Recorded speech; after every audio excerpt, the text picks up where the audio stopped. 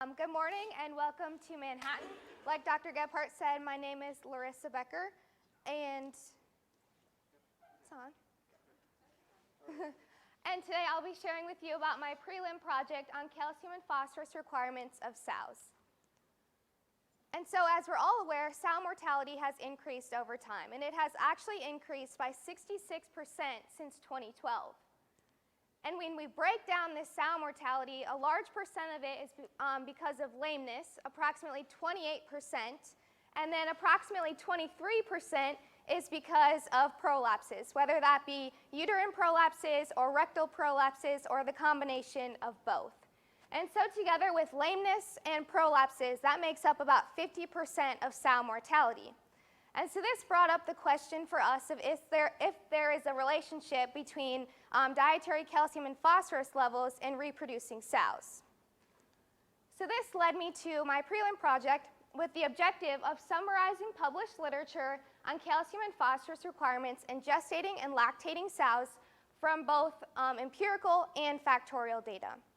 Empirical data is a study that was actually performed on pigs and measured bone characteristics or sow and litter performance. And then a factorial study is developing a model to estimate those requirements depending on different components of that sow. And so throughout our literature search for gestation data using empirical study, there were only 9 studies, and a lot of them were relatively old and date back as far as 1974. And you can see here that they only tested 1 or 2 or 3 levels, and so it's hard to really understand that requirement when we're only comparing 2 different levels. And a lot of those authors would use bone characteristics, specifically bone ash, to develop those requirements, or sow and litter performance. And the most recent data that we have is from the University of Wisconsin by Grez, Capdeville, and Crenshaw, and they developed their digestible phosphorus requirements by measuring urinary phosphorus excretion. And that is the most recent study that we have, and it's more robust compared to the older studies because it measured 6 different levels of phosphorus.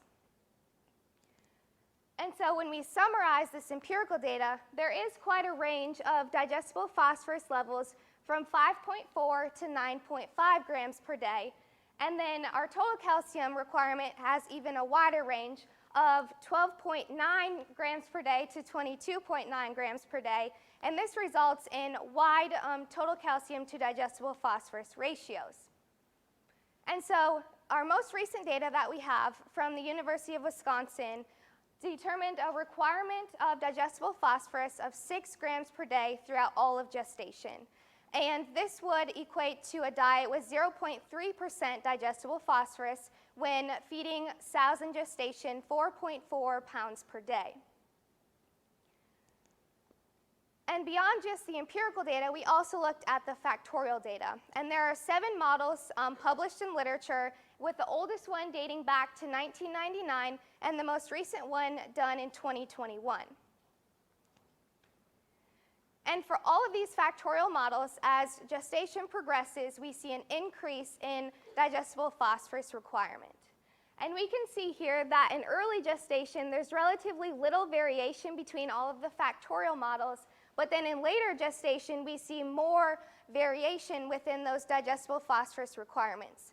And that is just the different approaches that these authors used when determining the requirement for each of these components. And for the sake of time today, we're only going to use one factorial model as an example, and it's going to be this red line right here, developed by Gaylord and others in 2019. And so for gestation, there are 4 main components that make up this digestible phosphorus requirement. And those are maintenance, maternal, fetus, and the placenta. And as we just talked, the requirement increases throughout gestation.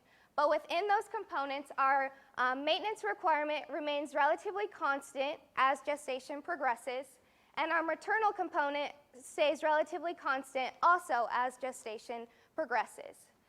And then another component that's very small but is important to acknowledge is this little green sliver right there that represents the requirement for the placenta growth and development.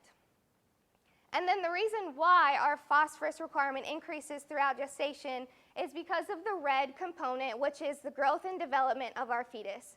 And we can see that it starts relatively small around day 45 of gestation and then increases relatively abruptly towards the end of gestation. And here we're looking at an example sow of a first parity sow with a litter size of 15. And as our fetus, as our litter size increases, we would see a very small increase in that requirement for fetal growth and development. And so here we're looking at a parity 4 sow with an increased litter size of 16. And we can see that her maintenance requirement is a little bit higher, and that's because our maintenance requirement is a function of body weight. And so a parity 4 sow is a little bit heavier than a parity 1 sow. And we can also see that her maternal requirement is a little bit lower compared to the parity 1 sow. And that's because the parity 1 sow is still growing and she still needs to be gaining herself, whereas a parity 4 sow is more mature and doesn't need that much phosphorus for her own maternal gain. And so when we compare a parity 4 sow to a parity 1 sow, our parity 4 sow has a little bit lower phosphorus requirement. And so that tells us if we're feeding our herd to meet the needs of a gilt, we are providing enough phosphorus for our sows, our later parity females in our herd. And when we compare that with our empirical data with the dashed line from the University of Wisconsin to our factorial data in the solid lines, we can see that the empirical data would be overfeeding in early gestation, but then underfeeding in later gestation. And again, this 6 grams per day would equate to a diet with 0.3% digestible phosphorus. Whereas in later gestation, when we look at that Gaylord curve in the red bar, that estimated a requirement of 9 grams per day, which would be a diet with 0.45% digestible phosphorus. And then if we look at our total calcium requirement, we can see that there's a lot of variation, and there's a lot more work that needs to be done to determine these calcium requirements. And here in the purple bar would be the NRC. And the NRC uses an approach of setting a total calcium to digestible phosphorus ratio of 2.3 to 1 in gestation. But if we look at our highest requirement in the blue bar, that is determined by using a factorial approach, where again, they're using each of those components and using the sum to get that total calcium requirement, the same way that they determined their phosphorus requirement. And so with these two different approaches, and not a lot of research done on calcium, that's why we get this wide variation and wide range of calcium requirements. But to make sense of that low calcium requirement of the NRC, when we bring in that empirical data with the dashed lines, we can see that it matches up relatively closely with the NRC. And that's because the NRC used a lot of those empirical studies to set that ratio of 2.3 to 1 in gestation.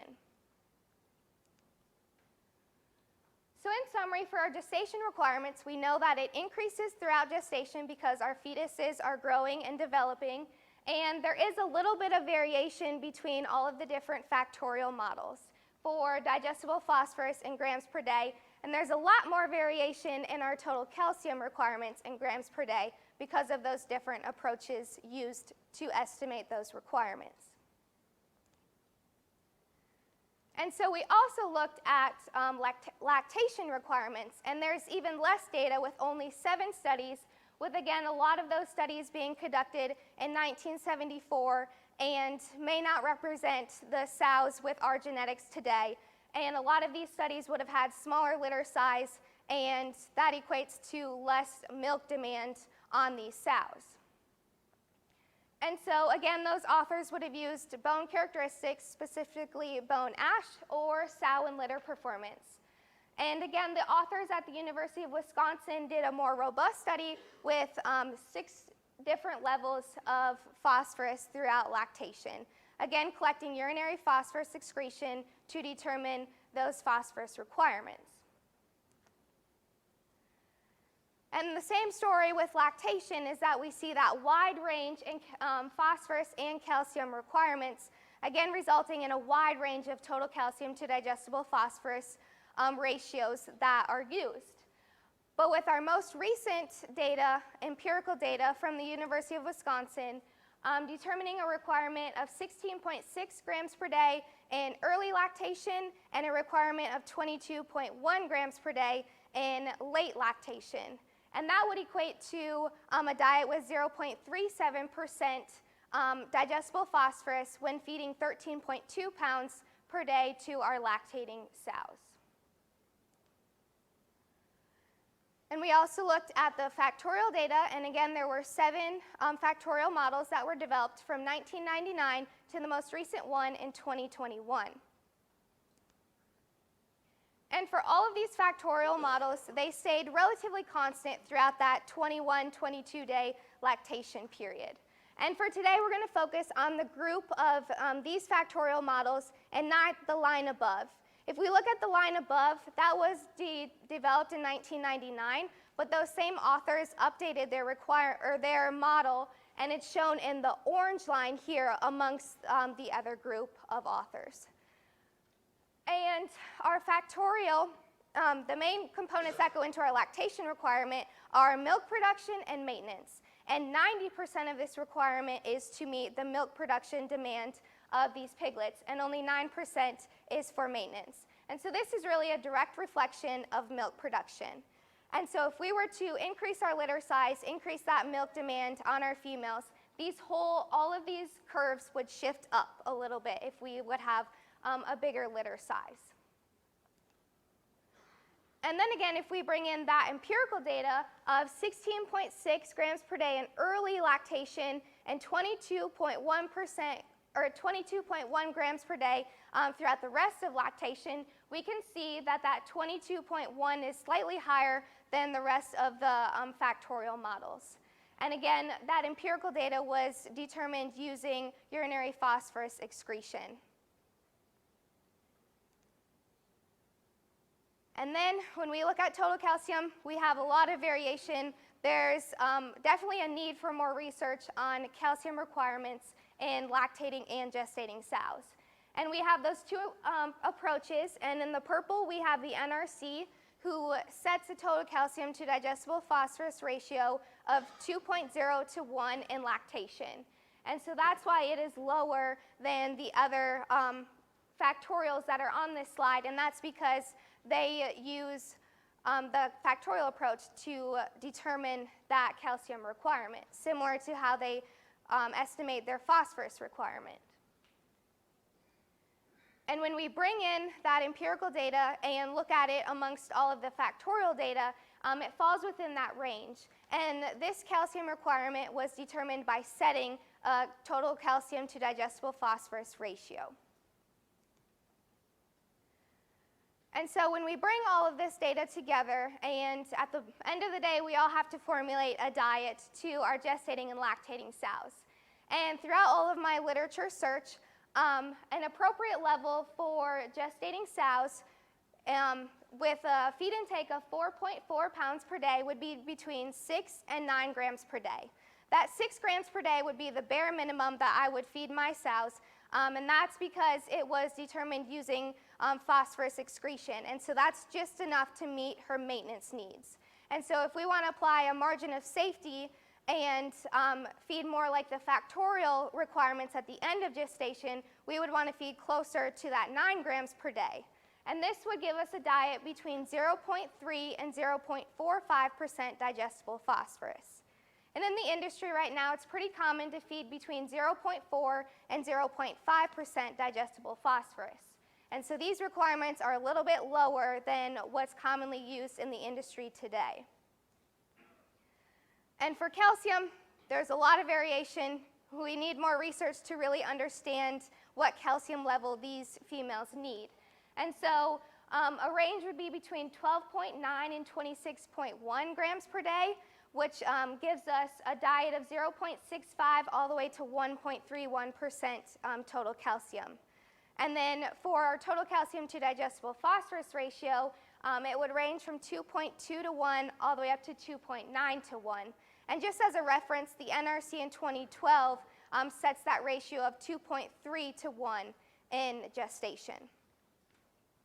And then in lactation, if we're feeding our sows 13.2 pounds per day, an adequate level of phosphorus to feed would be between 19.4 and 22.1 grams per day. And that comes from the empirical study and then also factors in some of those factorial models. And that would give us a diet of 0.32 to 0.37% digestible phosphorus. And the same story with our total calcium. We really don't know what level to feed. We don't know our total calcium to digestible phosphorus ratio to set. And so there's a need for that. And so the biggest takeaway from all of this project is we have an idea for our phosphorus levels, and we can use that empirical data with the most recent and most comparable to our genetic herd of sows today from the University of Wisconsin. But for calcium, there's a lot of variation. And so I'd be happy to talk with you, any of you outside, to discuss some future research to answer some of these questions. And with that, I'd like to thank you for your time today.